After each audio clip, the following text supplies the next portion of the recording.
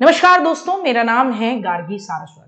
जहां आप और हम जाति के नाम पर, धर्म के नाम पर अपने आप को बटा हुआ महसूस करते हैं, वहीं भारत का पहला जाति मुक्त गांव जिसने खुद से अपने आप को जाति मुक्त घोषित किया है, जिसकी कहानी सुनकर आपको वास्तव में लगेगा कि ये एक आदर्श गांव, एक आदर्श समाज की छवि प्रस्तुत करता है।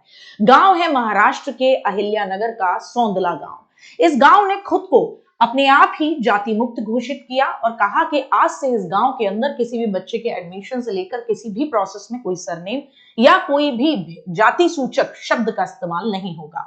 नाम लगेगा अगर बच्चे के पीछे तो वो भारतीय या उसके पिता का नाम लगेगा। अब सबसे बड़ी बात यह है कि इस गांव के अंदर इस बात को लाने वाले व्यक्ति कौन है।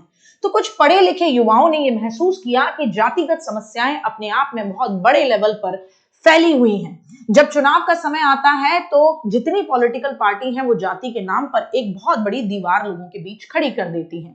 तो उन्हें लगा अगर तरक्की चाहिए तो जरूरी है इस जाति की दीवार को तोड़ा जाए। इस बीच आगे आए सरपंच शरद बाबूराव अरगड़े, जिन्होंने 5 फरवरी को गांव के अंदर एक विशेष ग्राम सभा बुलाकर इस सारे मामले को इस एक बैठक के द्वारा सर्वसम्मति से स्वीकार किया और जाति सूचक सरनेम हटाने की पहल पर पूरे गांव ने अपनी मुहर लगाई।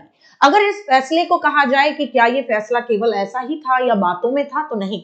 इसका असर जमीनी लेवल पर तब देखने को मिला जब बच्चे स्कूल में जाने लगे और उन्होंने अपने फॉर्म में जाति या सरनेम की जगह केवल पिता का नाम या भारतीय लिखना शुरू किया।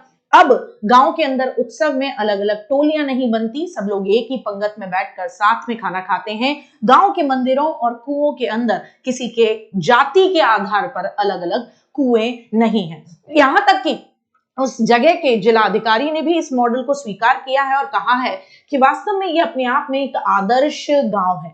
लेकिन समस्या तब आएगी जब हम बात करेंगे आरक्षण की। भारत जैसा देश जिसके अंदर हर जगह राष्ट्रीय स्तर पर हो, चाहे राज्य स्तर पर हो या जिला स्तर पर, आपका पहचान में एक कॉलम दिया जाता है आपकी जाति का, आपके धर्म का। वहां ऐसे में इस गांव के द्वारा की गई ये पहल कितनी प्रॉपर तरीके से वैधानिक तौर पर उचित ठहर पाएगी, ये तो अपने आप में प्रश्न है। लेकिन जब इन गांव वालों से इस बारे में पूछा तो इन्होंने कहा हम जाति को अपने मानसिक तौर पर मुक्त करना चाहते हैं, ताकि चाहे ये कागजों में दिखाई देती रहे लेकिन मानसिक तौर पर कोई भी जाति के आधार पर भेदभाव का शिकार न हो।